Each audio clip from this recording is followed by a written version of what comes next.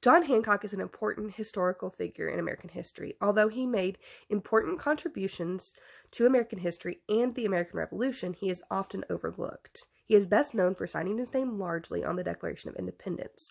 What I didn't know before reading this chapter was that he was one of the most important financial supporters of the American Revolution, and that he was the first governor of Massachusetts, and that he was majorly involved in that state's government and politics for many years.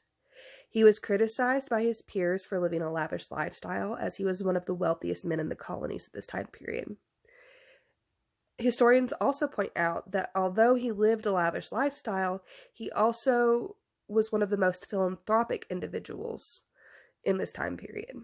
He gave back to the community. He helped, after there was a fire in Massachusetts, he helped rebuild, or pay to rebuild houses and buildings. And he also helped on an individual level. He didn't just do it like as a public platform. Like, his philanthropy also was privately done as well. And he also encouraged other individuals who were wealthy to help others.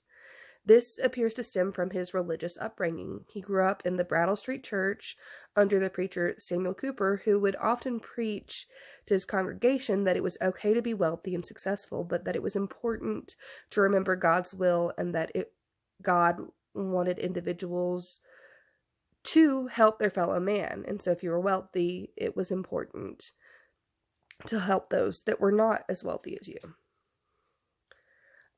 He also, as I pointed out earlier, was a major financial supporter of the American Revolution.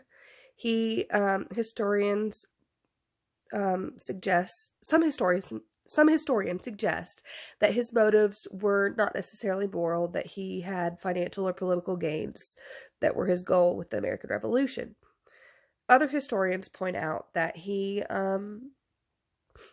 did not actually gain much financially. In fact, he put a lot of money, as one of the wealthiest individuals in the colonies at this time, he put most of his money into the American Revolution, and he didn't gain much after it was over. He spoke about providentialism and how he felt that the American Revolution was God's will, and that they had a moral obligation to what they were doing. That he believed that the government should be for the people. And that was his reasoning for backing the American Revolution financially. I also found it interesting that in the beginning of the chapter it discusses how his religion isn't really a focus for historians typically, that they don't really group him with the founding fathers in either the devout Christian side or the deist side. It's just not really something that they focus on. And I found this interesting because throughout the chapter and the other articles that I read, it seemed that his religious upbringing and his Christian beliefs were very important in his decision making.